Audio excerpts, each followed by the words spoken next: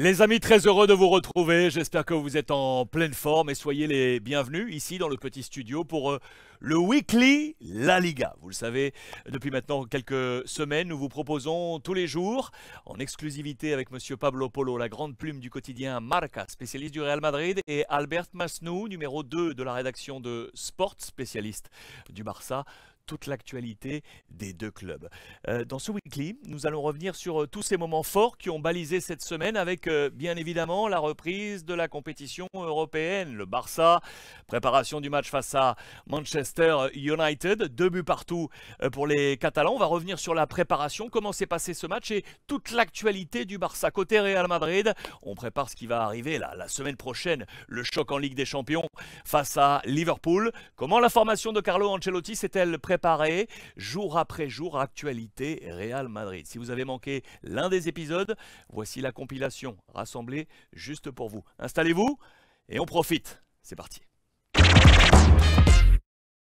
Xavi peut-il aujourd'hui être comparé à Pep Guardiola au Barça? C'est l'une des questions du jour, les amis. Pour y répondre, Albert Masnou de la rédaction de Sport est avec nous. Salut Albert.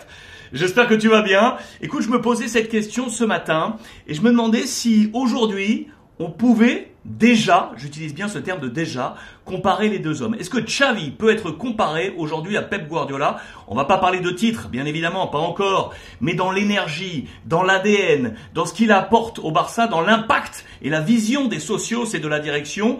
Est-ce qu'on peut comparer aujourd'hui les deux hommes, Albert? Salut Alex, oui, c'est vrai que Guardiola et Xavi ont été toujours comparés. Maintenant, comme ils sont entraîneurs, mais aussi quand ils étaient joueurs. Quand Xavi il a monté de deuxième équipe jusqu'à première équipe, il y avait toujours l'ombre de Guardiola qui lui faisait presque impossible jouer. Et au fond, il s'est imposé et il a bien démontré dans sa trajectoire qu'il était bien sûr mieux joueur qu'il a été Guardiola. En tant que joueur, c'est différent. Guardiola a été quelqu'un super top, peut-être le meilleur du monde, pas comme il était joueur. Et la comparaison, c'est très difficile maintenant de que Xavi il peut se comparer à lui. Il est juste commencé de son expérience comme entraîneur. Il a déjà gagné un titre, mais vous vous souvenez, Guardiola, quand il a commencé, il a gagné 6 de la première année. Et ça, c'est quelque chose d'incroyable. Guardiola aussi, il a eu la chance de tenir une génération de joueurs superbes. On parlait de Valdés, on parlait de Puyol, Iniesta, Xavi et bien sûr Messi. Quand il y a tout ça, c'est plus facile de jouer bien. Je crois que Xavi, il n'a pas cette génération encore. Il travaille avec une jeune génération de joueurs qui peuvent être grandes choses, qui peuvent faire grandes choses. Mais à ce moment, ce sont deux mondes incomparables, celui de Guardiola et celui de Xavi. Xavi juste commence. Xavi, il a une chose qu'on peut penser qu'il peut arriver à ce qu'on arrive à Guardiola, c'est sa intelligence. C'est quelqu'un d'intelligent, c'est quelqu'un qui connaît bien le foot, c'est quelqu'un qui peut transmettre bien ses instructions et qui connaît bien, par exemple ici à Barcelone, l'entourage, que c'est pas toujours facile, et ça lui donne de chance, lui donne de avantage pour arriver à tout ce qu'il a fait Guardiola. Merci Albert, c'était votre Daily Barça de ce lundi 13 février. Les amis, une question Real Madrid. Florentino Pérez, le président, sera-t-il le plus grand président de l'histoire du Real? On a des éléments de réponse. Monsieur Pablo Polo de la rédaction de Marca est avec nous. Salut Pablo. Je voulais qu'on revienne ensemble, Pablo, sur la Coupe du Monde des clubs. Le Real Madrid a remporté ce trophée. C'est le 31e trophée pour Florentino Pérez à la tête du Real. En 2 temps, on le sait, à 2 reprises président. 31e trophée, il égale ainsi l'illustre Santiago Bernabéu. Pablo, la question elle est là. Est-ce que Florentino veut être le plus grand président du Real Madrid? Le sera-t-il finalement un jour? Oui ou non? Salut Alexandre, salut les amis. Oui, intéressante question Alexandre. Je pense que Florentino, on ne peut pas les considérer encore le président plus important de l'histoire du Real Madrid, mais c'est évident qu'il est sur le chemin. Si on vous demande, ça fait 15-20 ans qu'il sera capable d'arriver jusqu'à ici, on ne le croyait pas, c'était impossible. Il est là, il est prêt. Il a déjà égalisé, comme tu as dit, Bernabéu avec 31 titres dans sa carrière. C'est évident qu'il y a une différence, après très important, parce que c'est un Real Madrid avec Florentino beaucoup plus international. Il a remporté 17 titres internationaux, beaucoup plus que Bernabéu. Alors ça c'est déjà différent, mais c'est vrai que c'est une époque différente. On n'avait pas tellement de matchs et tellement de trophées internationaux comme il y a maintenant. Après, considérer le meilleur président ou le plus important, je pense que quand même il lui manque encore une Coupe d'Europe, une Champions League pour égaliser Santiago Bernabéu. Santiago Bernabéu était capable de remporter 5 Coupes d'Europe consécutives et une Champions League, alors une autre Coupe d'Europe, pardon, alors c'est 6. Florentino, il est dans 5 Coupes d'Europe, il est 2002, 2014, 2016, 2017 et 2018. C'est déjà incroyable. Alors, il a le défi d'égaliser en Champions League ou en Coupe d'Europe Bernabéu. Et après, c'est aussi important à parler de l'impact. À mon avis, l'impact de Bernabéu est toujours un peu plus important. Parce qu'avant Bernabéu, le Real n'était pas le meilleur club du monde. C'est évident. Et Bernabéu, il était capable de construire un stade pour accueillir 100 000 personnes. C'était déjà quelque chose d'incroyable à cette époque-là. Et après, il a remporté évidemment 6 Coupes d'Europe avec le Real de Di Stefano, Gento, Puskás et après le Real Madrid, Yeye.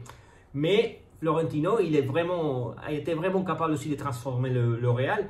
Et économiquement, premièrement, parce qu'il y avait une crise énorme avant son arrivée, socialement et surtout au niveau mondial, l'impact médiatique qu'il y a eu avec Florentino, c'est incroyable parce que avec l'arrivée de Zidane, Figo, Beckham, Ronaldo, voilà, il était capable de mettre au premier niveau mondial le Real Madrid. Mais comme tu dis, c'est une grande question. À mon avis, Florentino, il est sur le chemin et je pense qu'il sera capable de, devenir le président plus important de l'histoire du Real Madrid. Merci Pablo, c'était votre Daily Real Madrid de ce lundi 13 février. Les amis, votre Daily Barça de ce mardi 14 février et on va parler aujourd'hui de Pedri. Pedri avec la une du quotidien catalan Sport, Mágico y létal. C'est l'arme fatale en ce moment du côté du FC Barcelone. Albert Masnou, la grande plume du quotidien, est avec nous. Salut Albert.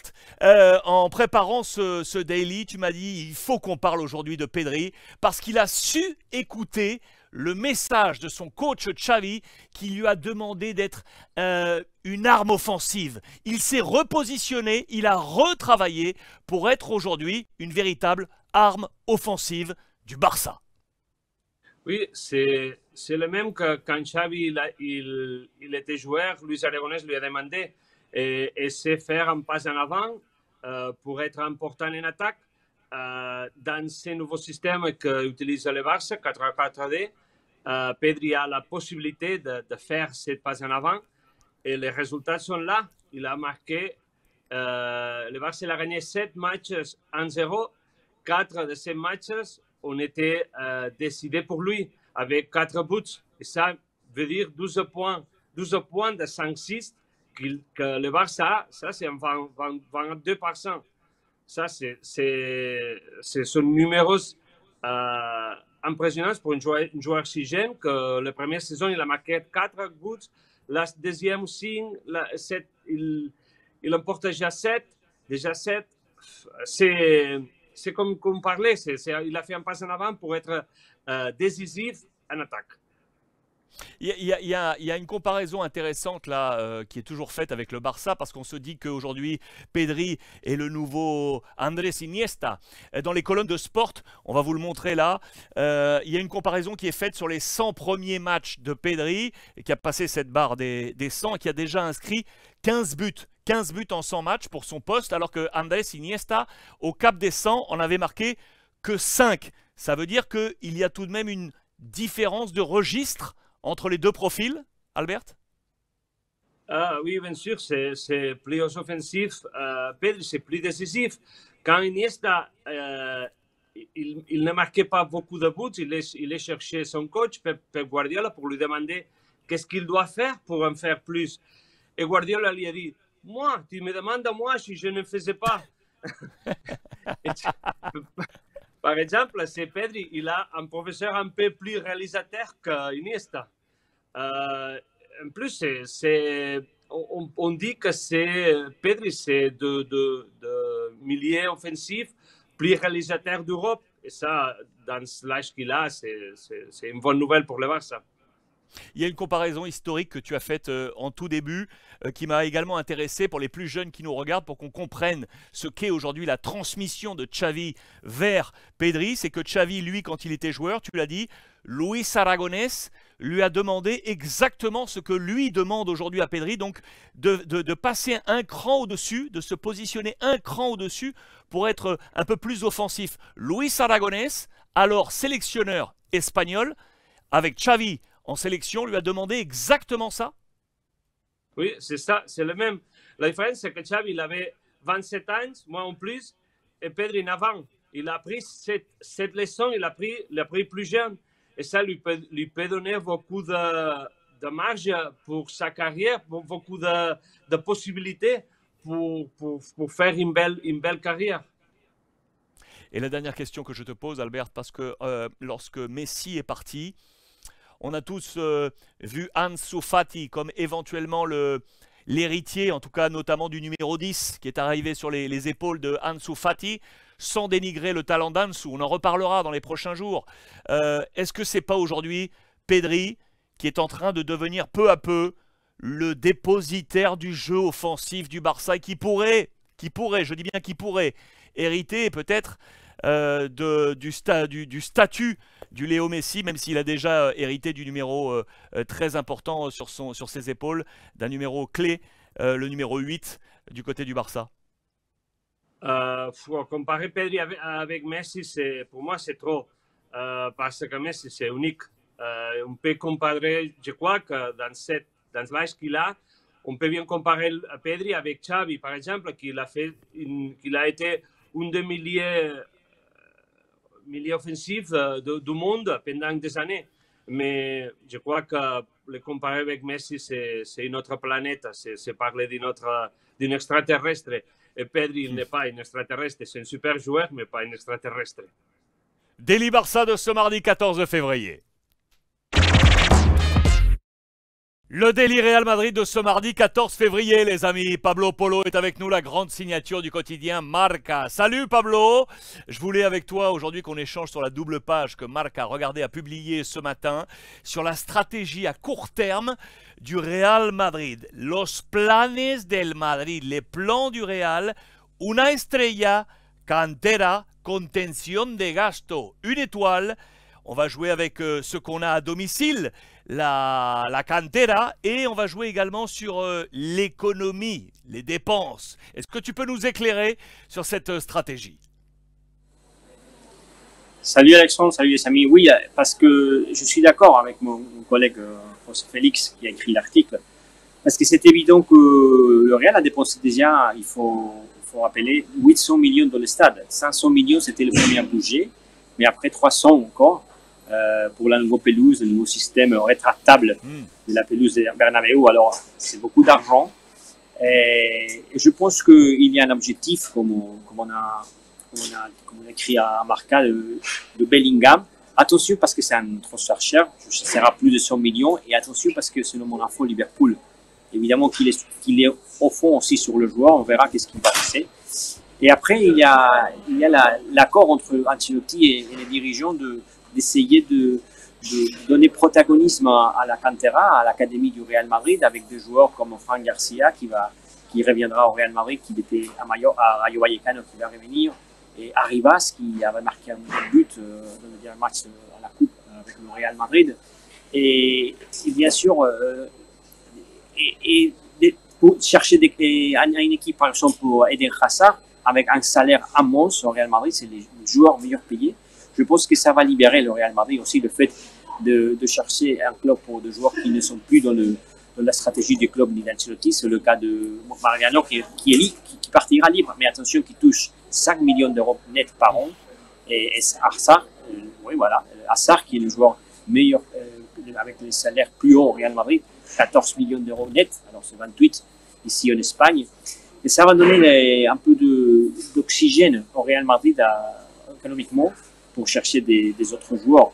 Je pense que Bellingham, c'est l'objectif, mais il faudra attendre évidemment la décision de Kroos, Modric, ou bien la décision de Kylian Mbappé ou Haaland, parce que je pense que le Real sera sur un de ces attaquants. Si ce n'est pas cette année, ça sera l'année prochaine, en 2024, en juin de 2024.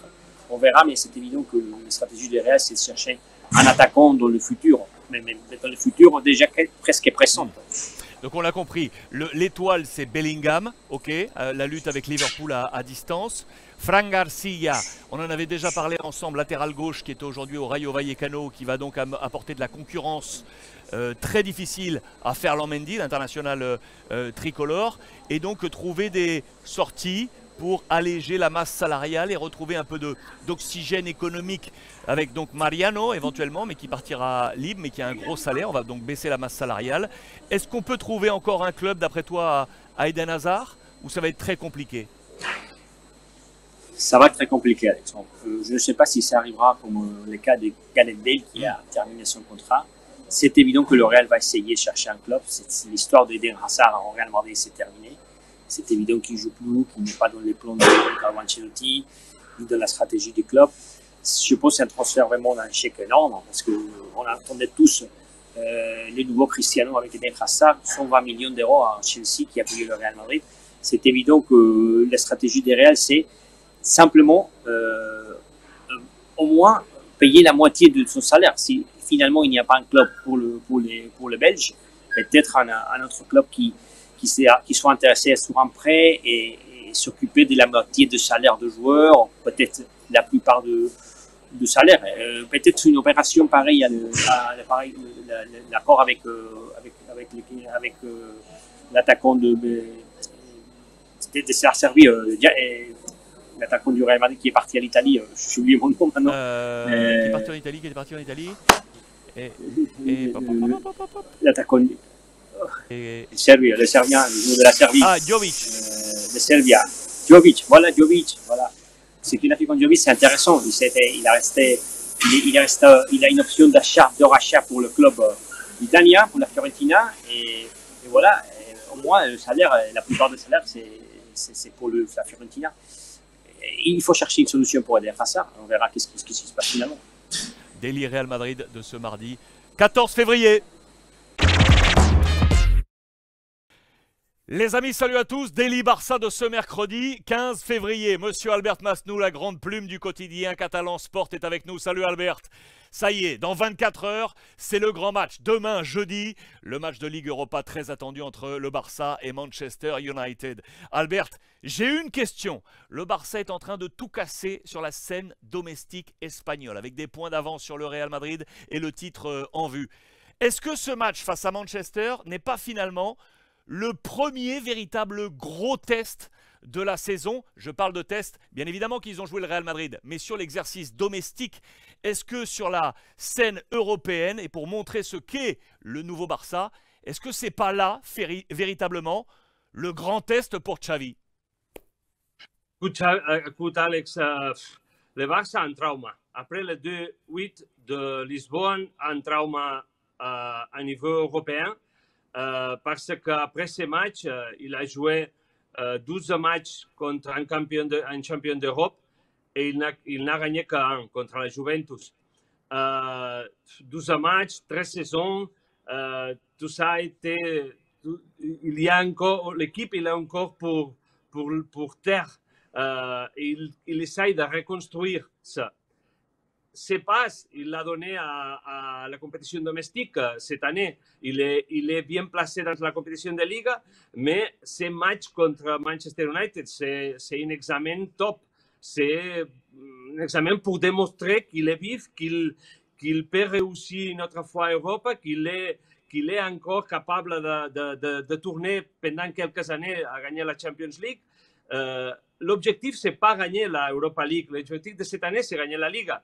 Mais il doit se démontrer à soi-même s'il est capable, pour les années prochaines, de faire quelque chose de plus. C'est intéressant cette notion de trauma, de traumatisme là depuis effectivement ce 8-2 encaissé et tous ces échecs là avec l'élimination en Champions League et autres. Est-ce qu'on a déjà un peu les clés de ce que va proposer Xavi sur le plan tactique face à l'armada de Manchester United qui s'est complètement révélée avec des joueurs qui ont été reboostés? Je pense à Rashford, je pense à toute cette formation de Ten Hag qui vraiment a trouvé une mesure en Première Ligue et qui tâtonne Arsenal. Comment va jouer Xavi? Est-ce qu'il va utiliser ce nouveau schéma en 4-4-2 pour pouvoir profiter? Tu nous as parlé hier de la position de Pedri, un cran plus haut, la force de Lewandowski. Comment on va jouer? Comment va jouer ce Barça? Le Barça, je crois qu'il va essayer de faire le même que la Liga, 4-4-2, être sur arrière et essayer de marquer un but. Ce Barça, ce n'est pas celui de ces années qu'il marquait de buts et de buts et de buts. C'est plus rachitique, tout ça. Mais pour une place, on doit se reconstruire. Et ils ont trouvé une bonne solution arrière avec un gardien, avec des beaux défenseurs. Et après, peu à peu, aller en avant. Et ça, c'est ce qu'il va essayer. Essayer de chercher un match sans beaucoup de buts et trouver ta solution offensive. Le Barça a aujourd'hui la meilleure défense de la Liga. De la Liga, je le dis bien, je le précise. 7 buts seulement concédés, c'est un chiffre historique. Il faut remonter au Deportivo La Corogne, le Super Deport, pour ceux qui suivaient la Liga au tout début des années 90, pour trouver un chiffre aussi fort. Derrière, ça marche. Ter Stegen, avec Christensen, avec Araujo, avec Koundé, ça marche. Avec Alejandro Balde, on a une défense. Est-ce qu'on a assez de force offensive pour aller toucher Manchester, sachant que le Barça s'est imposé par la minima, comme on dit en Espagne, avec seulement un but d'écart, des petites victoires à 1-0. On pense encore la dernière en championnat avec une victoire à 1-0. Est-ce qu'il y a assez d'impact offensif pour espérer battre Manchester, Albert? On confie avec Lewandowski et Pedri. Et les percussions de Rafinha. Dembélé n'est pas là, il est blessé encore, il ne pourra pas jouer ces matchs d'aller, peut-être le retour, on va voir. Il n'a pas beaucoup de solutions, il n'a pas Ferran, il ne marche pas, Ansu ne marche pas, il reste ce qu'il reste et il doit aller au bout avec Pedri, avec Lewandowski et Rafinha pour un côté. Quel sera le plan de Xavi? On découvrira tout ça également dans les revues de presse qu'on vous proposera ici sur l'ensemble des réseaux sociaux. Daily Barça de ce mercredi 15 février. Les amis, Carlo Ancelotti a-t-il envoyé un message au Real Madrid? J'espère que vous êtes en forme. Regardez la une, la portada, comme on dit en Espagne, du quotidien Marca aujourd'hui. Pablo Polo, bien évidemment, est avec nous, la grande signature du quotidien. Salut Pablo. On a besoin de toi. On a besoin de toi et de cet éclairage aujourd'hui sur cette situation. Conférence de presse de Carlo Ancelotti qui a donc envoyé ce message que vous avez rapporté à la une. Les légendes du Real Madrid doivent rester au Real Madrid. On a en tête bien évidemment la rénovation et la prolongation éventuelle de contrats de Benzema, de Modric et de Kroos. Que va-t-il se passer? Est-ce que c'est un message que Carlo envoie au Real? Est-ce que c'est un message que Carlo Ancelotti envoie à Florentino Pérez, Pablo? Oui, salut Alexandre, salut les amis. Je suis d'accord avec toi. Je pense vraiment, Alexandre, que dans ces cas-là, il n'y a pas exactement la même stratégie du côté du Real Madrid et du côté de Carlo Ancelotti. Je pense qu'évidemment, il y a un message de l'entraîneur vers Florentino Pérez, vers les dirigeants, car je pense que le fait de dire que les 3 joueurs doivent prolonger, Karim Benzema, Toni Kroos et Luka Modric, ce n'est pas exactement, je crois, l'idée du Real Madrid. Et je vais essayer de m'expliquer, de m'exprimer. Et à mon avis, l'idée du Real Madrid, c'est de faire venir Bellingham.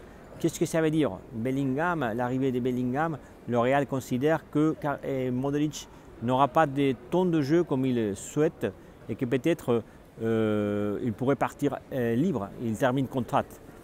En fait, c'est déjà très important et souligner que le Real Madrid n'a pas contacté encore avec Luka Modric pour la prolongation. C'est quelque chose qui a étonné vraiment le joueur, qui aimerait bien rester, mais qu'il craint que peut-être son futur au Real Madrid n'est pas tellement, n'est pas encore sûr, parce qu'il aimerait bien que le Real contacte avec lui, mais le Real n'a pas contacté, comme j'ai dit avant, avec Luka Modric. C'est peut-être parce que le Real pense avant savoir qu'est-ce qui va passer dans cette saison, le match face à Liverpool, et évidemment savoir aussi si Bellingham viendra ou pas au Real Madrid. Et après Kroos, ça dépend aussi de joueurs. Le Real attend la décision de Kroos. Alors si Kroos décide prolonger, ça peut-être va faciliter que Modric prolonge son contrat. Mais si Kroos décide rester, je pense que la sortie ce sera sûr pour Luka Modric. Le cas de Karim Benzema, c'est différent. Il va prolonger un an, comme on a raconté déjà ici, jusqu'à 2024. Mais c'est évident que Carlo Ancelotti, c'est un entraîneur expérimenté, il aime bien avoir le soutien des joueurs avec de l'expérience. Mais dans ces cas-là, s'il y a vraiment une communion, il y a toujours bon feeling entre l'entraîneur et les dirigeants, dans ces cas-là, comme je dis avant, je pense que Ancelotti aimerait bien prolonger le 3, mais ce n'est pas le cas du Real Madrid. À bientôt. Affaire à suivre, Daily Real Madrid de ce mercredi 15 février. Les amis, salut à tous, Daily Barça de ce vendredi 16 février. Albert Masnou est avec nous, le numéro 2 de la rédaction de Sport. Salut Albert. Aujourd'hui, on va parler du Camp Nou. Du Camp Nou parce que dans quelques semaines, au terme de cet exercice, on va fermer boutique. Ça y est, la grande rénovation du Camp Nou qui, il est vrai, est un stade aujourd'hui vieillissant, a besoin de retrouver de l'allure. Et donc le Barça, l'équipe va aller jouer à Montjuïc, juste à Barcelone. Hein, Montjuïc, pour vous rappeler, c'est une petite colline qui surplombe la cité catalane, là où il y a le stade olympique. C'est là qu'on va aller jouer pour le Barça. Albert, je veux que tu me dises déjà historiquement, quand est-ce que cette décision a été prise? Je crois que c'est au tout début des années 2000 qu'on s'est dit il faut rénover ce stade, on n'en peut plus. Comment ça s'est passé? Oui, c'était le président Núñez qui a parlé de Barça 2000, la volonté de renouveler pas seulement le stade, sinon tous les alentours. Après, il ne s'est pas fait. Après, Laporte il est venu, il a présenté un projet avec Norman Foster. Après, Sandro Rosell, un autre projet. Après, Bartomeu, un autre projet. Et c'est finalement Laporte qui l'a pris, comment dire ça, les taureaux por los cuernos. Et il a pris le taureau par les cornes. Magnifico. Pour faire ce qu'on voulait faire il y a beaucoup de temps et qu'on ne faisait pas. C'est un vrai ennui, tout ça pour les socios. C'est un vrai problème. C'est bien sûr que tu ne pars pas de la cité, mais tu vas à Montjuïc, ce n'est pas une place de facile accès. Il fait froid. Il y a 50 000 places.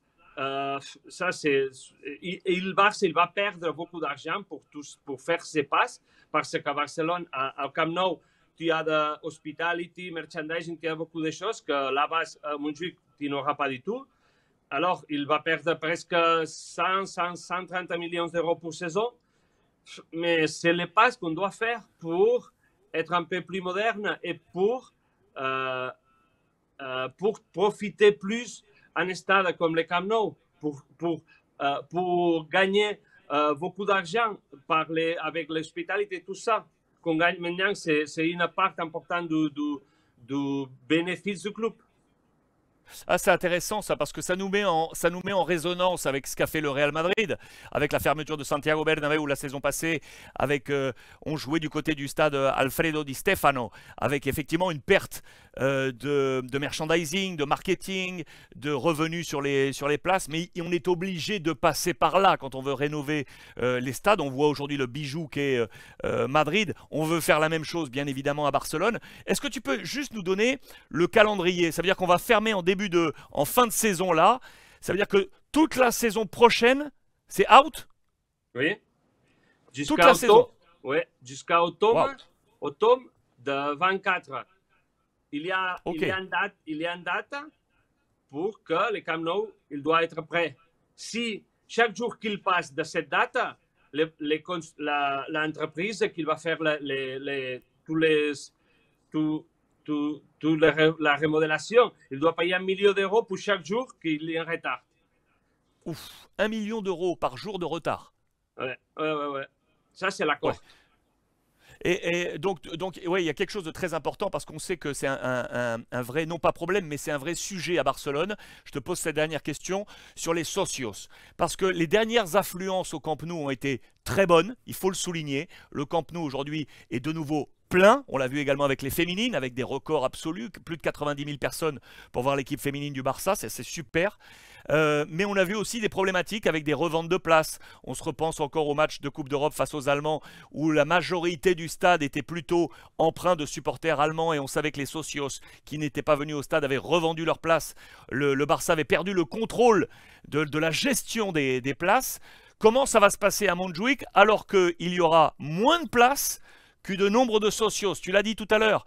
Il y a près de 90 000 places au Camp Nou et là on est à 50 000. Comment on va faire par rapport à cette différence-là?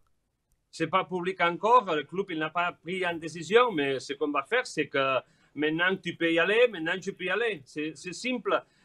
Il y aura une formule que les socios ne pourront pas aller toujours.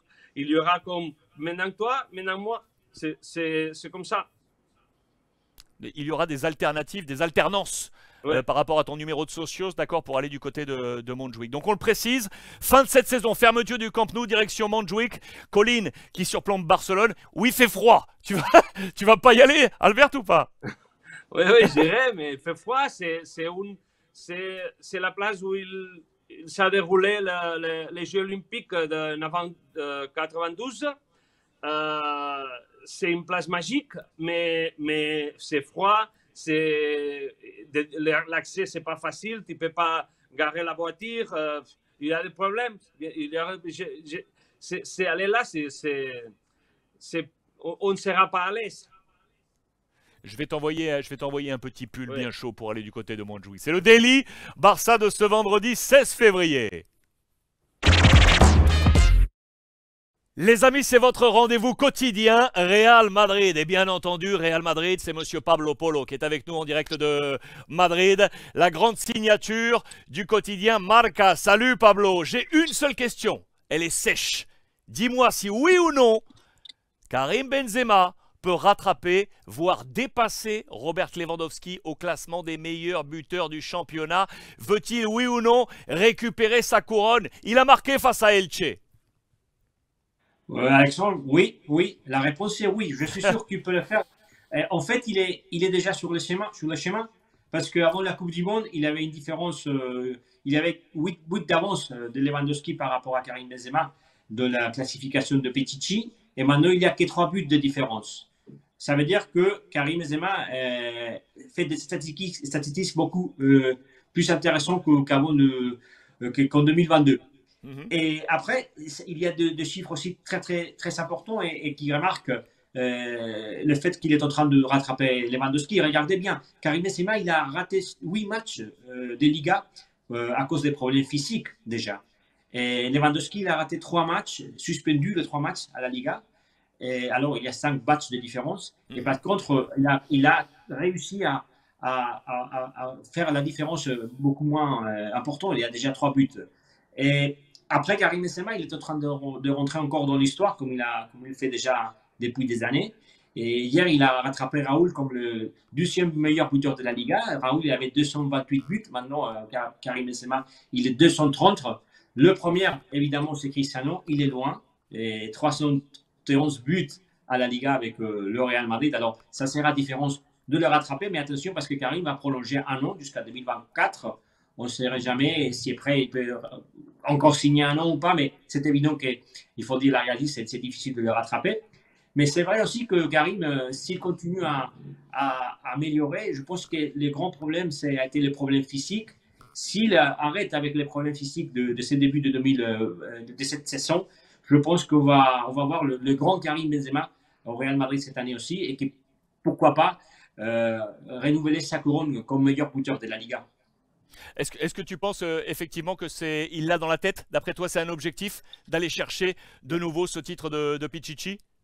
Oui. Bien sûr, bien sûr. Ouais. On a été avec lui l'année dernière à la gala de Pichichi. Il est venu pour prendre son trophée de Pichichi. Il était vraiment content, il était vraiment fier de ce trophée. Je pense que c'était son premier trophée.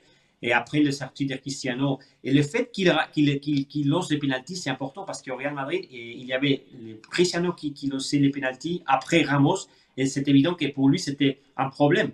Parce que ses chiffres comme buteur, c'était extraordinaire. Mais c'est évident que tirer les pénaltys, comme fait Lewandowski pendant toute sa carrière, il l'a fait au Bayern Munich, il le fait à Barcelone maintenant. C'est évident que c'est très important. Maintenant, il tire le pénalty et c'est évident que pour lui, c'est un trophée très, très, très, très, très important.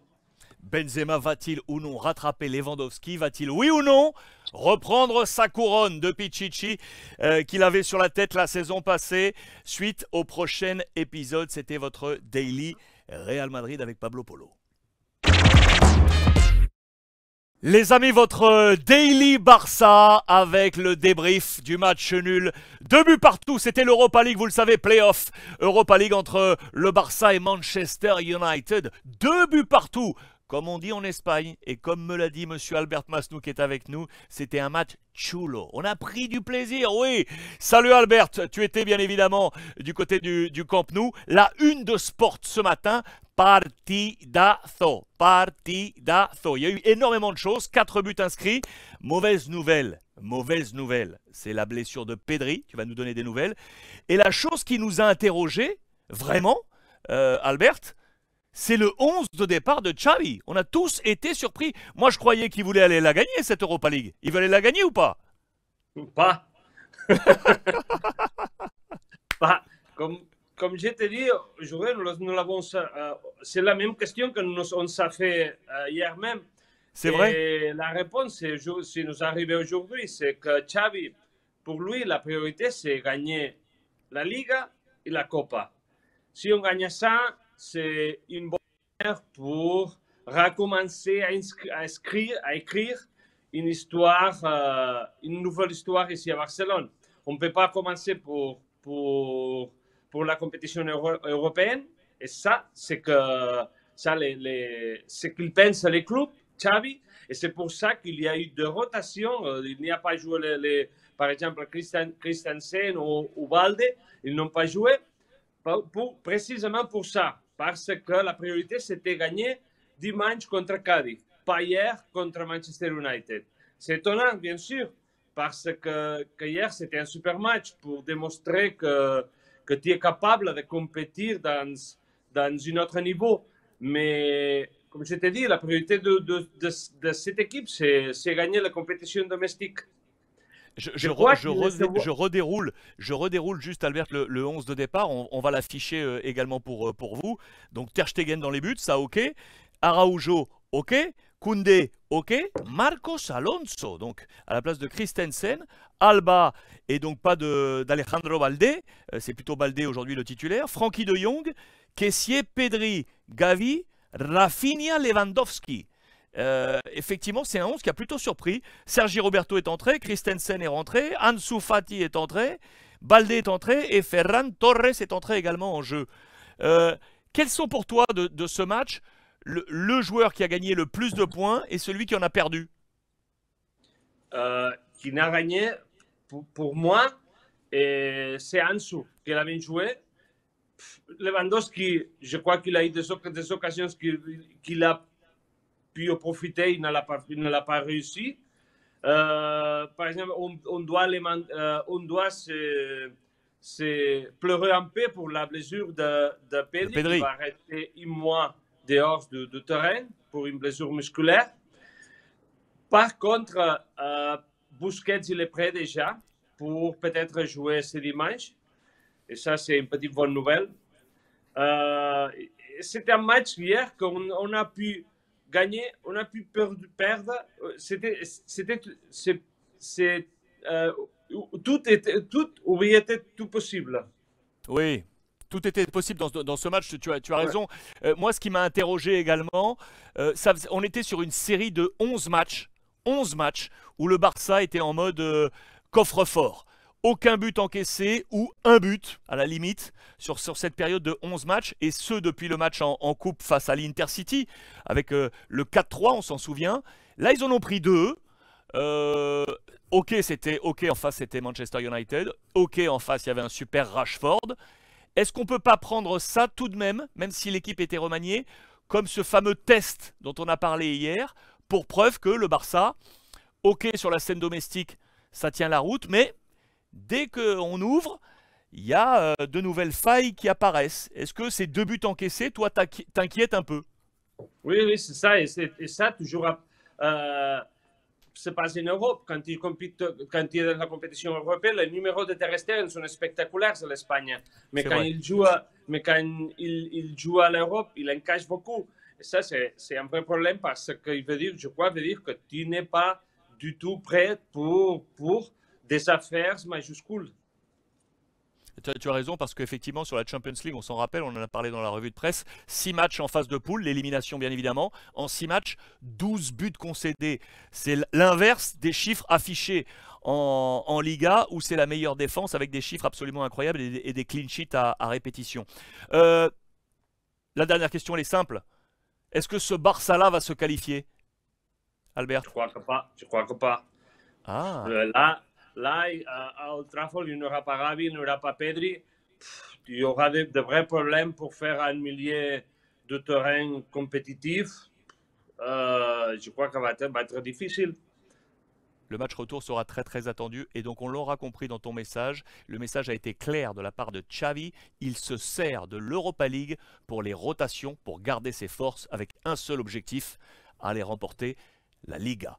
C'était votre Daily Barça avec Monsieur Albert Masnou. Merci Albert. Les amis, salut à tous. C'est l'heure de votre Daily Real Madrid et donc connexion en direct avec Monsieur Pablo Polo, la grande signature du quotidien Marca. Salut Pablo. On est en pleine semaine de Champions League. Le rendez-vous pour le Real Madrid, c'est mardi prochain face à Liverpool. Entre les deux, Liga, on s'est vu ensemble cette semaine et on s'est demandé si le Real allait rattraper le Barça, si Benzema allait rattraper Lewandowski. Que va faire Carlo Ancelotti avant Liverpool? Parce que le match attendu en Liga, c'est Osasuna, ultra difficile. Est-ce qu'on peut faire le point sur les forces en présence dont dispose Carlo Ancelotti? Va-t-il réserver des joueurs? Dis-moi. Oui, bien sûr qu'il va réserver des joueurs. Parce que ce n'est pas les meilleurs déplacements, évidemment, Pamplona avant un match comme Liverpool. C'est une ambiance difficile, un match très physique, et Ancelotti le sait. Alors, je pense qu'il va réserver des joueurs en attendant le Liverpool. Premièrement, Karim Benzema, on parlait hier, que le grand ennemi de Benzema, c'est les problèmes physiques. Voilà qu'il a plusieurs coups de match à Elche. Alors, il va pas se déplacer à Pamplona, probablement, il ne va pas jouer. Alors, c'est le premier joueur qui pense déjà à Liverpool. Et Kroos, il a Castro, je crois qu'il ne va pas jouer non plus. Parce que Alexandre, on va voir à Liverpool, on va confirmer si vraiment Kroos et Modric sont toujours intouchables. Moi, je pense qu'ils vont jouer tous les deux. Parce que c'est un match très très grand, même si cette année, c'est la première année où Modric et Kroos ne jouent pas tout le match, ne sont pas toujours confirmés dans la composition. Je pense qu'à Liverpool, ils seront tous les deux. Et qu'est-ce que ça veut dire ça, Valverde? Je pense que peut-être il sera il peut être sur le banc à Pamplona parce que c'est un joueur intouchable aussi pour Ancelotti. Il a enchaîné déjà beaucoup de matchs. Et je crois que Tchouaméni va revenir à Pamplona et il sera toujours à Liverpool. Mais peut-être qu'il va jouer la première fois avec Camavinga si Valverde ne joue pas. Il y a plusieurs options d'Ancelotti dans le milieu de terrain. Et je crois qu'à Pamplona, il sera toujours Vinicius, qui n'a pas joué à Elche. Et Rodrigo, toujours à la composition, à la place de Karim Benzema à Pamplona. Et je crois qu'Asensio, il a encore une chance, car Benzema n'est pas dans la composition. Et je pense qu'en défense, peut-être Militao, qui est un joueur aussi intouchable, et Ancelotti ne veut pas prendre de risque. Peut-être il pourra être sur les bancs et laisser la place les joueurs de Chelsea, À le Rudiger. central à Rudiger, voilà. Nacho qui peut jouer aussi à la place alors. Et attention Carvajal, parce que Carvajal c'est un joueur qui a des problèmes physiques très souvent cette année. Je pense qu'à Pamplona, il ne va pas jouer. Je pense que Nacho sera latéral droite. Parce que si tu te souviens bien, Carvajal il a eu déjà des problèmes à la Coupe du Monde de club. Oui, oui, oui. Alors je pense qu'il est revenu face à Elche. Il a bien joué. Je pense qu'il est en train de retrouver son niveau. Mais je pense qu'Ancelotti ne va pas prendre de risque avec Carvajal. Et il va les laisser déjà pour le match à Liverpool mardi. Et la question du coup, Courtois, où est-ce qu'on en est avec l'international belge? Est-ce qu'il est Courtois, je redevenu pense- à 100% ou pas? Pour Courtois, je pense qu'il va jouer parce que je pense qu'Ancelotti, il préfère les donner quelques tours de jeu avant le match de Liverpool. Il est prêt, il s'entraîne déjà avec les groupes sans problème. Il l'a fait hier, il va faire aujourd'hui aussi, je pense. Alors, normalement, il va déjà jouer à Pamplona, donner des confiances. Je pense qu'Ancelotti sait que c'est important pour un gardien de jouer à 20 minutes pour reprendre la confiance. Je pense qu'il sera déjà sur la composition à Pamplona. Et évidemment, c'est un joueur important, hyper important. Le retour de Courtois à Liverpool, c'est déjà quelque chose c'était déjà une grande nouvelle pour Ancelotti, évidemment. Je te pose la dernière question, je veux avoir ton avis. Oui, bien C'est sûr. plus une question opinion que information. Ce milieu de terrain, tu l'as dit, on dessine là le milieu de terrain qui est attendu face à Liverpool. On a vu la conférence de presse dont on a parlé de Carlo Ancelotti qui a dit très clairement que les légendes du Real Madrid devaient rester au Real Madrid. Ça touche les Benzema, Kroos, Modric. Et donc Kroos, Modric qui, selon toi, devrait être titulaire face à Liverpool. Du coup, d'après toi, pour qui la troisième place? Qui sera le troisième au milieu d'après toi? Camavinga? Je pense que c'est sera Chouameni.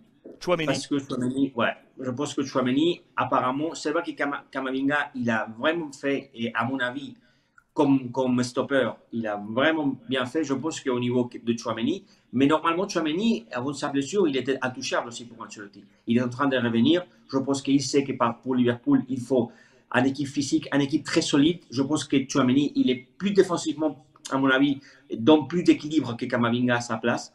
Alors, je pense qu'il va jouer à Liverpool avec Chouameni, Kroos, Modric, c'est les milieux de terrain apparemment titulaires.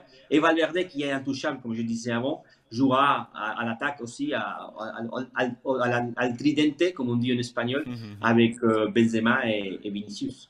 Restez avec nous connectés, bien entendu, sur l'ensemble des réseaux sociaux. Vous aurez toutes les informations avec Pablo. J'en serai le relais. Et je vous donne déjà rendez-vous mardi soir. Nous commenterons en live sur toutes les plateformes, en mode viewing, ce match entre Liverpool et le Real Madrid. On va se régaler. Daily Real avec monsieur Pablo Polo. Merci, Pablo. Merci, ciao.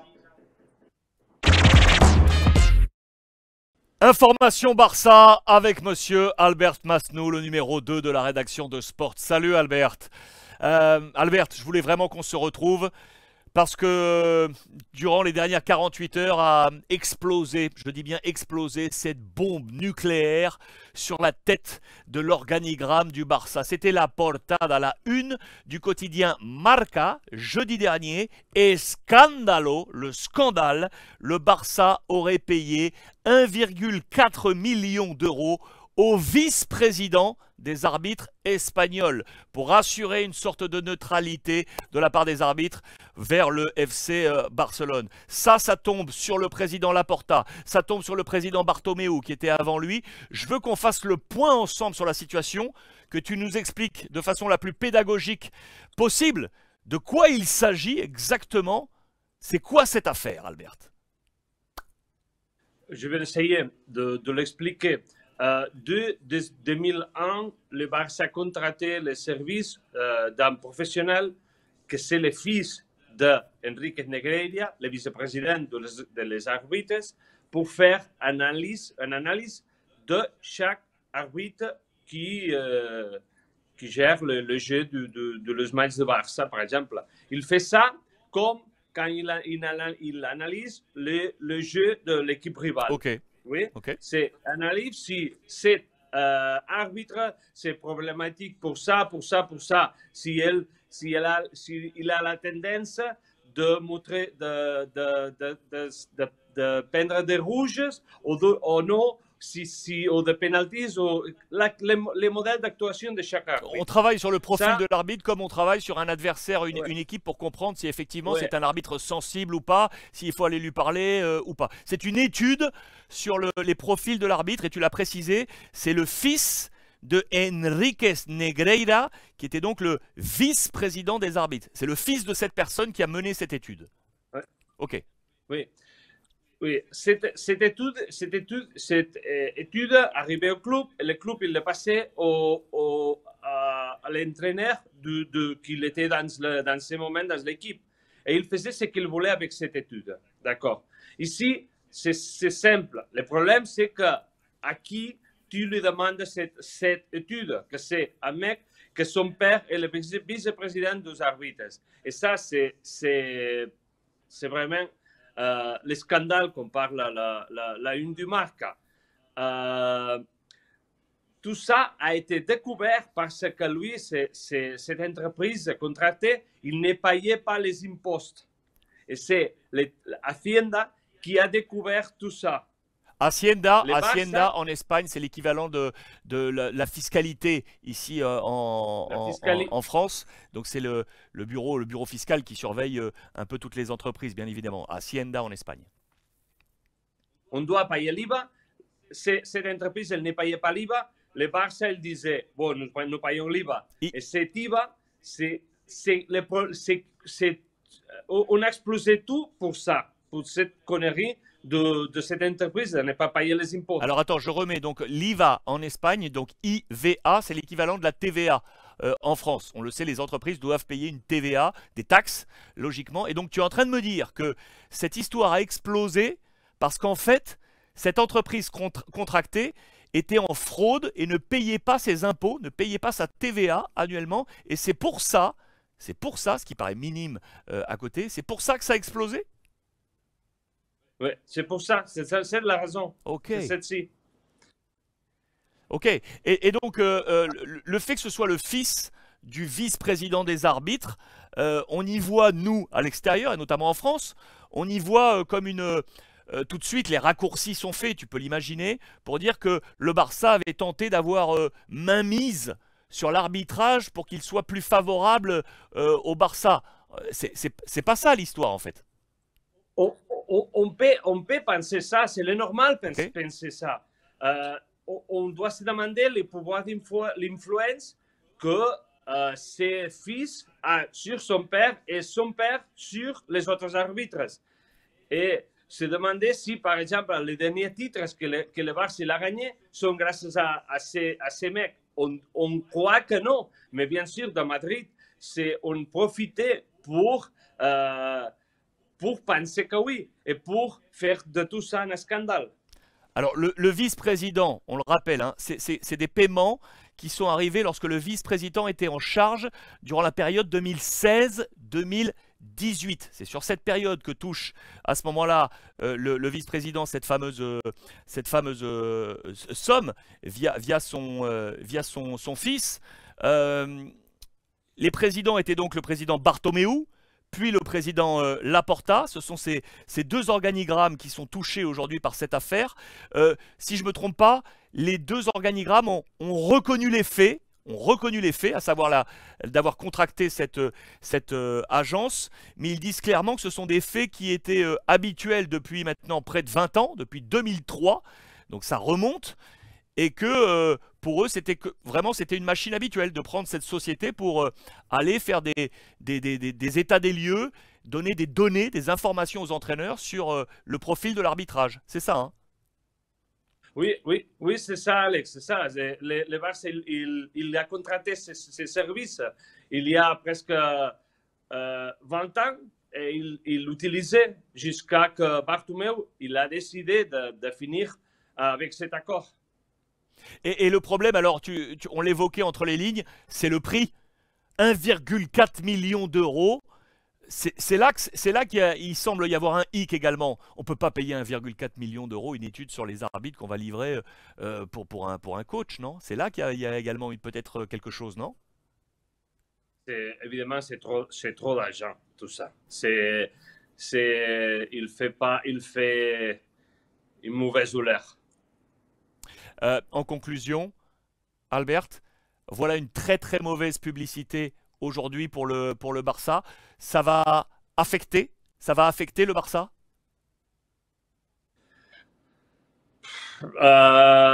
Ça, c'est pas punible. C'est punible. C'est l'entreprise qui a fait les services et qui n'a pas payé les taxes. Et ça, c'est punible. Le Barça, en principe, il n'est pas en danger. Il ne risque pas comme il a passé à l'Italie, de perdre des points ou quelque chose comme ça, d'être puni. En principe, non. Mais on va voir si il y a quelque chose de plus que ne pas payer ses taxes. Et ça, c'est qu'on doit étudier.